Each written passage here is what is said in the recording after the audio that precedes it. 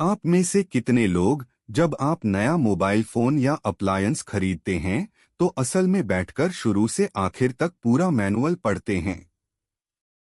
बहुत कम। हम में से ज्यादातर लोग बस उसे ऑन करते हैं, कुछ बटन दबाते हैं, कुछ ट्राई करते हैं, फेल हो जाते हैं, फिर से ट्राई करते हैं, और जब कुछ गलत होता है तभी हम मैनुअल या मदद ढूंढते हैं।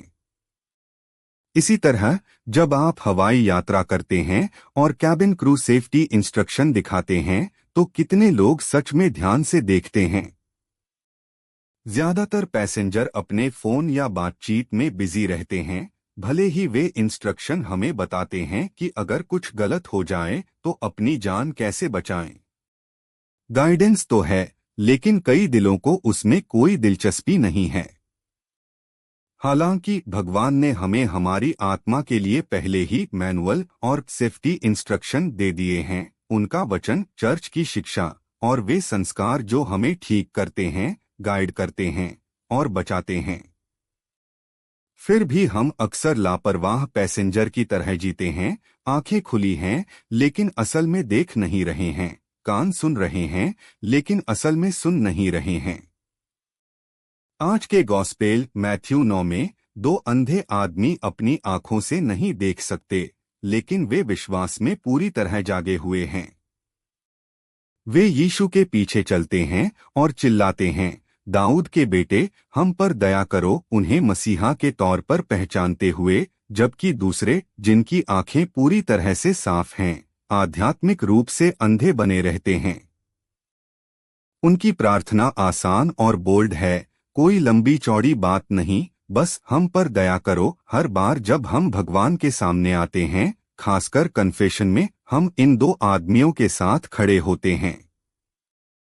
हम अपने पाप, अपनी उलझन, अपने छिपे हुए ज़ख्म लेकर आते हैं और हम हिम्मत करके कहते हैं, प्रभु मुझ पर दया करो। उस विनम्र सच्ची पुकार में यीशु हमारे पास झुकते हैं और अपनी दया बरसाते हैं।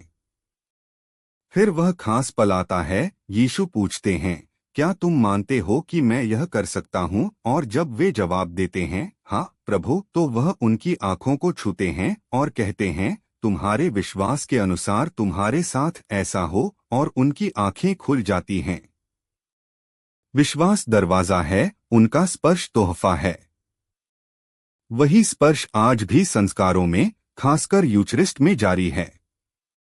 पवित्र कम्युनियन में वह न केवल हमारी पलकों को छूते हैं, बल्कि हमारी आत्माओं को भी छूते हैं।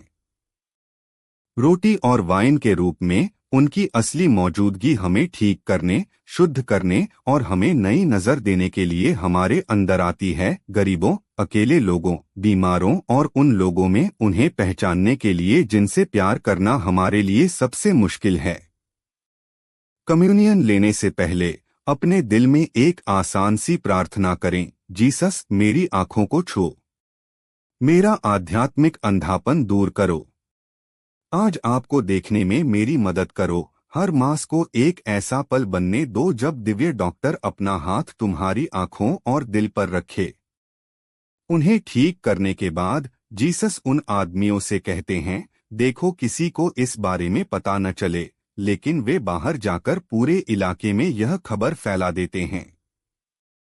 जीसस ऊपरी पब्लिसिटी से बचना चाहते हैं और सच्चे, विनम्र विश्वास को गहरा करना चाहते हैं, लेकिन उनकी खुशी को रोका नहीं जा सकता। जब कृपा सच में किसी जीवन को छूती है तो चुप रहना नामुमकिन हो जाता है। हर संस्कार जो हम लेते हैं वह हमें गवाह के तौर पर भेजता है। बैप्टिज्म से लेकर कन्फर्मेशन तक, कन्फेशन से लेकर यूचरिस्ट तक, क्राइस्ट हमें यह बताने के लिए भेजते हैं कि उनकी दया ने क्या किया है।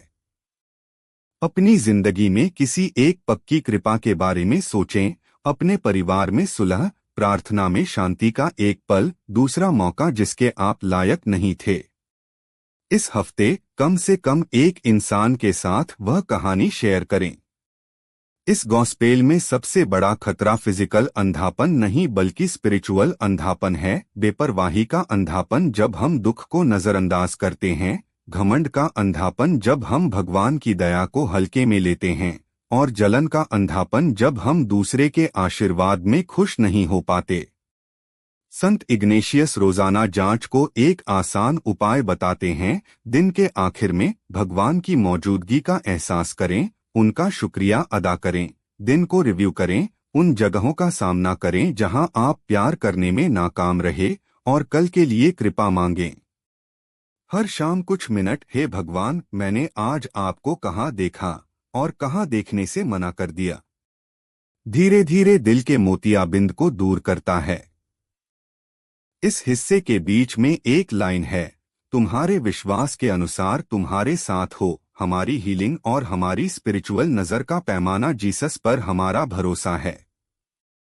आज वह हम सबसे वही सवाल पूछते हैं जो उन्होंने अंधे आदमियों से पूछा था, क्या तुम मानते हो कि मैं यह कर सकता हूँ? क्या तुम मानते हो कि वह तुम्हारे परिवार को ठीक कर सकते हैं, तुम्हें किसी खास पाप से आजाद कर सकते हैं, तुम्हारे काम में हिम्मत दे सकते हैं, तुम्हारे दुख या डर में रोशनी ला सकते हैं?